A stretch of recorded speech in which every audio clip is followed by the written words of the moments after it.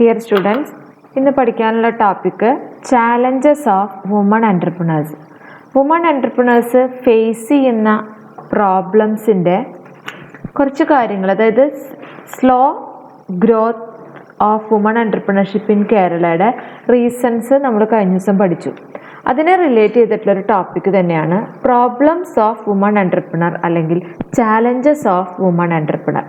ഒരു സംരംഭം സ്ത്രീകൾ നടത്തുമ്പോൾ ഉണ്ടാവുന്ന പ്രശ്നങ്ങൾ, ഇന്നലെ നമ്മൾ കുറച്ച് കാര്യങ്ങൾ പറഞ്ഞു അല്ലേ. ഒരു സ്ത്രീയുടെ ഡ്യുവൽ റോള്, അതുപോലെ തന്നെ അവർക്ക് ഫണ്ട് ഉണ്ടാക്കിയെടുക്കാനുള്ള ബുദ്ധിമുട്ടുകൾ, വീട്ടിലെ ഫാമിലി ബർഡൻ, അതൊക്കെ നമ്മൾ ഇന്നലെ പറഞ്ഞു. അതുപോലെ തന്നെ ഇന്ന് നമുക്ക് പ്രോബ്ലംസ് ഓഫ് വുമൺ എൻ്റർപ്രണർഷിപ്പിൻ്റെ പോയിന്റ്സ് നോക്കാം. ഒന്നാമത്തെ പ്രോബ്ലം എന്ന് പറയുന്നത് ഒരു എസ്സേ ക്വസ്റ്റ്യൻ ആണ് കേട്ടോ.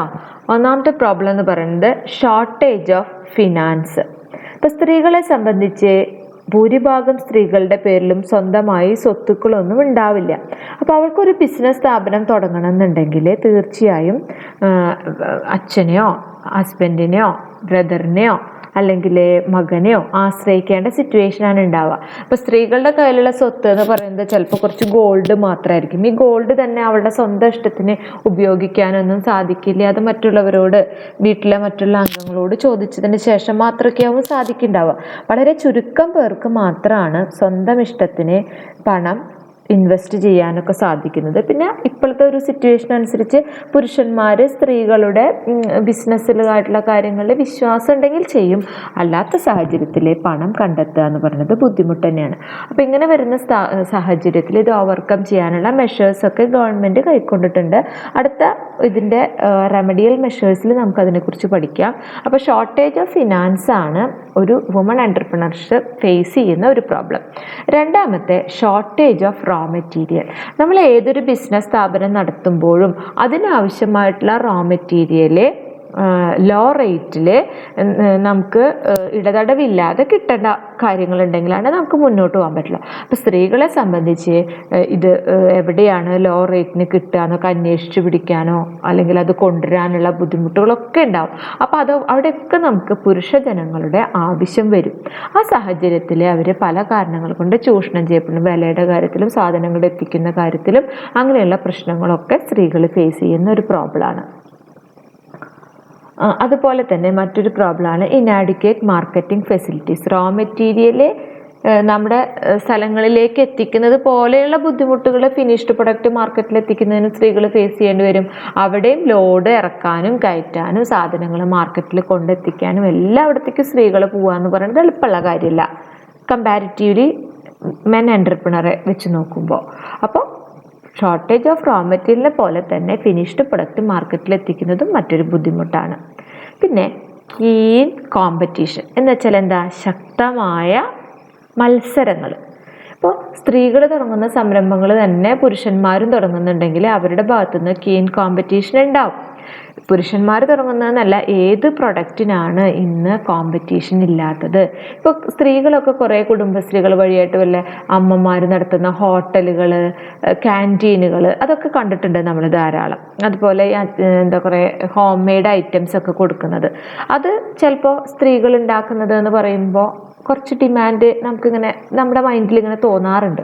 പക്ഷേ ഇത് മാത്രമല്ലല്ലോ ബിസിനസ് എന്ന് പറയുന്നത്, ഒരുപാട് ബിസിനസ്സുകളുണ്ട്. അപ്പോൾ ഇതിനൊക്കെ കീൻ കോമ്പറ്റീഷൻ നമുക്ക് ഉണ്ടാവാറുണ്ട്. അപ്പോൾ അതിനോട് സ്ട്രഗിൾ ചെയ്ത് പോകാൻ ബുദ്ധിമുട്ടാണ്. ഹൈ കോസ്റ്റ് ഓഫ് പ്രൊഡക്ഷൻ, അതിപ്പോൾ മെന്നായാലും വുമണായാലും കോസ്റ്റ് ഓഫ് പ്രൊഡക്ഷൻ വരും. പക്ഷെ അത് നമുക്ക് കോസ്റ്റ് ഓഫ് പ്രൊഡക്ഷൻ കുറച്ചാലാണ് നമുക്ക് എന്ത് ഉണ്ടാവുള്ളൂ? പ്രോഫിറ്റ് ഉണ്ടാവുള്ളൂ. അപ്പോൾ this is perhaps the most important problem of women entrepreneur face: high price of material, low productivity, underutilization of capacity, etc. Okay, ഇനി ഫാമിലി റെസ്പോൺസിബിലിറ്റി. സ്ത്രീകളെ സംബന്ധിച്ച് ഇന്നലെ ഞാൻ പറഞ്ഞുല്ലോ, ഫാമിലി റെസ്പോൺസിബിലിറ്റി വളരെ പ്രാധാന്യമാണ്. ചെറിയ കുട്ടികളുണ്ടാവുമ്പോൾ അല്ലെങ്കിൽ പ്രഗ്നൻസി പീരീഡ്, അതുപോലെ തന്നെ വീട്ടിൽ പ്രായമായവരെ നോക്കേണ്ടി വരുന്ന സിറ്റുവേഷൻ, ഇങ്ങനെയുള്ള സാഹചര്യങ്ങളിലൊക്കെ നമുക്ക് ബുദ്ധിമുട്ട് ഫേസ് ചെയ്യാറുണ്ട്. Low mobility. സ്ത്രീകളുടെ ഏറ്റവും വലിയ ബുദ്ധിമുട്ടാണ് ഒരു സ്ഥലത്ത് നിന്ന് മറ്റൊരു സ്ഥലത്തേക്കുള്ള ട്രാവലിംഗ്. ഭൂരിഭാഗം പേരും ഡ്രൈവിംഗ് അറിയാവുന്നവരോ ഒന്നും ആയിരിക്കില്ല. അവർക്ക് ഉദ്ദേശിച്ച സമയത്ത് ഉദ്ദേശിച്ച സ്ഥലത്ത് എത്തണമെങ്കിൽ മറ്റ് കോമൺ ബസ് ഫെസിലിറ്റീസിനെയൊക്കെ ആശ്രയിക്കേണ്ടി വരാറുണ്ട്. അതുപോലെ തന്നെ അവർക്ക് ഞാൻ പറഞ്ഞതുപോലെ ദൂര സ്ഥലങ്ങളിൽ പോയി ട്രെയിനിങ് നടത്താനോ ദൂര സ്ഥലങ്ങളിൽ പോയി പുരുഷന്മാരുടെ പോലെയുള്ള പ്രവർത്തനങ്ങൾ ചെയ്യാനോ ഒന്നും സാധിക്കില്ല. കുറേ നേരത്തെ വീട്ടിൽ നിന്ന് ഇറങ്ങുമോ അല്ലെങ്കിൽ കുറച്ച് ഇരുട്ടിയൊക്കെ വീട്ടിൽ വരുമ്പോൾ ചുറ്റുവട്ടത്തുള്ള ആൾക്കാരുടെ ഒരു രീതി ഒക്കെ വ്യത്യാസം ഉണ്ടായിരിക്കും. അപ്പോൾ സൊസൈറ്റിയും ഫാമിലിയും ഒക്കെ ഇതിൽ വളരെയധികം നല്ലൊരു പങ്ക് വഹിച്ചാൽ തന്നെയാണ് സ്ത്രീകൾക്ക് നല്ല രീതിയിൽ മുന്നോട്ട് പോകാൻ പറ്റുള്ളൂ. ലാക്ക് ഓഫ് എഡ്യൂക്കേഷൻ എന്ന് പറയുമ്പോൾ പണ്ടത്തേതിൽ നിന്നൊക്കെ വ്യത്യാസമായിട്ട് കുറേ സ്ത്രീകൾ പണ്ടൊക്കെ 10ാം ക്ലാസ് വരെ പഠിപ്പിച്ച കല്യാണം കഴിച്ചു കൊടുക്കുക, അല്ലെങ്കിൽ സ്ത്രീകൾക്ക് അത്ര നല്ല വിദ്യാഭ്യാസം കൊടുക്കില്ല, പുരുഷന്മാർക്ക് നല്ല വിദ്യാഭ്യാസം കൊടുക്കുക, അങ്ങനെ ഒരു സാഹചര്യങ്ങളൊക്കെ ഉണ്ടായിരുന്ന ഒരു കാലം ഉണ്ടായിരുന്നു. അതിൽ നിന്നൊക്കെ വ്യത്യാസം വന്നിട്ടുണ്ട്. സ്ത്രീകളെ എങ്ങനെയെങ്കിലും വീട്ടിൽ നിന്ന് എന്തെങ്കിലും പഠിക്കുക, കല്യാണം കഴിയണവരെ എന്തെങ്കിലും പഠിപ്പിക്കുക, കല്യാണം കഴിഞ്ഞാലും പഠിക്കുക, അവരെ ഒരു ജോലിയിലേക്ക് ആക്കുക എന്നുള്ളൊരു സാഹചര്യത്തിന് നല്ല വ്യത്യാസം വന്നിട്ടുണ്ട് നമ്മുടെ സമൂഹത്തിൽ. എന്നിരുന്നാൽ തന്നെയും ബിസിനസ് എഡ്യൂക്കേഷൻ്റെ ഒരു കുറവ് വലിയൊരു കുറവ് തന്നെയാണ്. Next, lack of capacity to bear risk. പുരുഷന്മാരുടെ തന്നെ കമ്പയർ ചെയ്യുമ്പോൾ സ്ത്രീകളുടെ മനസ്സ് കുറച്ചും കൂടി ദുർബലമാണ് എന്ന് പറയാം അല്ലേ. ഇപ്പോൾ നമ്മുടെ ഫാമിലിയിൽ തന്നെ എന്തെങ്കിലുമൊക്കെ പ്രോബ്ലം ഉണ്ടാകുമ്പോൾ പെട്ടെന്ന് സ്ത്രീകളാണ് തളരുക. അപ്പോൾ അതുപോലെ തന്നെ ബിസിനസ്സിലൊരു നഷ്ടം വന്നു കഴിഞ്ഞാൽ പുരുഷന്മാരുടെ പോലെ പിടിച്ചു നിൽക്കാനുള്ള ഒരു കപ്പാസിറ്റി, ഒരു ശക്തി സ്ത്രീകൾക്ക് കുറവായിരിക്കും. പിന്നെ സോഷ്യൽ ആറ്റിറ്റ്യൂഡ്, സൊസൈറ്റിയുടെ ആറ്റിറ്റ്യൂഡ് പറയുമ്പോൾ ഒരു പുരുഷനും സ്ത്രീക്കും സമൂഹം നൽകുന്ന ആ ഒരു വ്യത്യാസം നിങ്ങൾ തന്നെ ചിന്തിച്ച് നോക്കി നോക്കൂ. നിങ്ങളുടെ സമൂഹത്തിൽ പണ്ടത്തേതിൽ നിന്ന് വ്യത്യാസം വന്നിട്ടുണ്ട് എന്നുള്ളത് സത്യമാണ്. പക്ഷെ സ്ത്രീകളാവുമ്പോൾ അപ്പോഴും നീ ഒരു സ്ത്രീയാണ് എന്നുള്ള ചിന്ത വേണം. അല്ലെങ്കിൽ നീ അങ്ങനെയാണ്, നിങ്ങൾ അടുക്കളയിലെ കാര്യങ്ങൾ ചെയ്യേണ്ട ആൾക്കാരാണ്, അല്ലാതെ പുരുഷന്മാരുടെ പോലെ അങ്ങനെ ചെയ്യേണ്ട ആൾക്കാരല്ല, ഇങ്ങനെ ചെയ്യേണ്ട ആൾക്കാരല്ല, സമയത്തിന് വരാനും സമയത്തിന് പോകാനും ഒക്കെ ശ്രദ്ധിക്കണം, ആൾക്കാർ കേൾക്കുന്നതാണ് പറയണതാണ്, അങ്ങനെ ഒരുപാട് കാര്യങ്ങൾ എപ്പോഴും കേൾക്കുന്നുണ്ട് നമ്മൾ. അപ്പോൾ അതൊക്കെ നമ്മൾ മറ്റൊരു പ്രത്യേകതയാണ്. Low need for achievement. ഞാൻ പറഞ്ഞു, സ്ത്രീകളുടെ ഇൻകം എല്ലാ വീടുകളിലും മെയിൻ ഇൻകം അല്ല, ഒരു സപ്പോർട്ടീവ് ഇൻകമാണ്. പുരുഷന്മാർ കൊണ്ടുവന്നതിന് ഒരു താങ്ങ് എന്നുള്ള നിലയ്ക്ക് സ്ത്രീകളുടെ ജോലി. അങ്ങനെ വരുമ്പോൾ അത് എക്വയർ ചെയ്യാനുള്ള ശക്തിയും അവർക്ക് കുറവായിരിക്കും.